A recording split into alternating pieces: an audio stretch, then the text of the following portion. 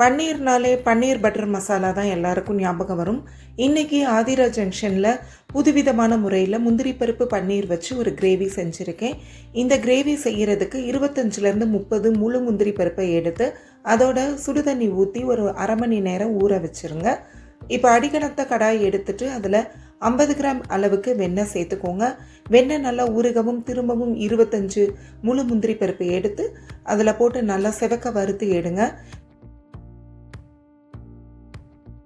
முந்திரி பருப்பை அப்படி வெண்ணெயிலிருந்து வடித்து எடுத்துட்டு இந்த மீதம் இருக்கிற வெண்ணெயை வேஸ்ட் பண்ணாமல் அப்படியே மெதுவாக மேலாவில் நம்ம ஃபில்ட்ரு பண்ணி எடுத்து வச்சுக்கலாம். திரும்ப அந்த கிண்ணத்தில் இருக்கிற வெண்ணெயை அடி பகுதியை மட்டும் விட்டுட்டு மேலாவில் இருக்கிற வெண்ணெயை திரும்ப கடாயில் ஊற்றிட்டு நம்ம 100 கிராம் அளவுக்கு பன்னீரை ஒன்று போல் கட் பண்ணி எடுத்து இதில் போட்டு ஓரளவு நல்லாவே வதக்கி எடுத்துருங்க. இப்போ திரும்பவும் கடாயில் நம்ம 2 ஸ்பூன் அளவுக்கு நெய் ஊற்றிக்கலாம்.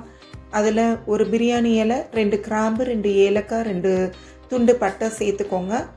இதெல்லாம் நல்லா வாசனை இறங்கவும் நம்ம 4 பெரிய வெங்காயத்தை நல்லா சாப் பண்ணி அதோட சேர்த்துட்டு அது வதங்கும் போதே ஒரு ஸ்பூன் இஞ்சி பூண்டு பேஸ்ட்டும் சேர்த்துக்கோங்க.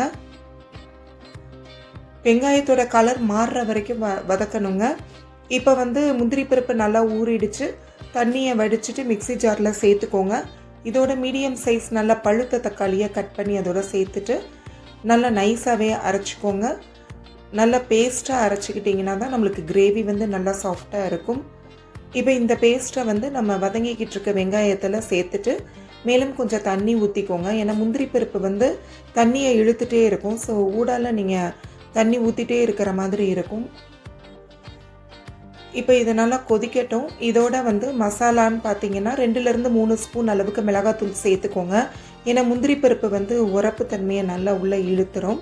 ஸோ ஒரு 3 ஸ்பூன் அளவுக்கு மல்லிப்பொடி, 2 ஸ்பூன் அளவுக்கு சீரகப்பொடி சேர்த்து தேவையான அளவு உப்பு போட்டு நல்லா கிளறி விட்டுருங்க. தண்ணி வற்றும் போதெல்லாம் தண்ணி திரும்ப சேர்த்துக்கோங்க. இப்போ மசாலா ஓரளவு நல்லா கொதித்து வரட்டும். கொதிக்கும் போது நாம் நீல சைஸில் இருக்கிற பச்சை மிளகாவை நல்லா கீறி நான் போட்டிருக்கேங்க. அது போக கொஞ்சம் போல் தயிர், புளிக்காத தயிரை நல்லா இந்த மாதிரி நல்லா ஸ்மாஷ் பண்ணிவிட்டு நீங்கள் அந்த மசாலாவில் சேர்த்து நல்லா கிளறி விட்டிங்கன்னா டேஸ்ட் நல்லாயிருக்கும். உப்பு உங்களுக்கு மேலும் தேவைன்னா சரி பார்த்து போட்டுக்கோங்க. இப்போ மசாலா கொதித்து நல்லா ஓரளவு வாட போகணும். அந்நேரம் கரம் மசாலாவை நீங்கள் ஃபைனலாக தூவி விட்டுக்கலாம். விட்டுட்டு பன்னீரை ஒன்று ஒன்றா அதில் சேர்த்து நல்லா வேக விடுங்க. ஆக்சுவலாக தண்ணி ரொம்ப முக்கியங்க. உடலை சேர்த்துட்டே இருக்கணும். ஏன்னா கேஷ்யூ உங்களுக்கு நல்ல கொழகொழப்பு தன்மையை கொடுக்கும். ஸோ இப்போ ஃபைனலாக வறுத்து வச்சுருக்க முந்திரி பருப்பையும் அதில் சேர்த்துட்டு நல்லா கிளறி விட்டுருங்க. விட்டுட்டு கொஞ்சம் போல் கஸ்தூரி மேத்தியை நல்லா உள்ளங்கையில் வச்சு தேய்ச்சி எடுத்துட்டு இந்த கிரேவியில் நீங்கள் தூவி விட்டுறலாம்.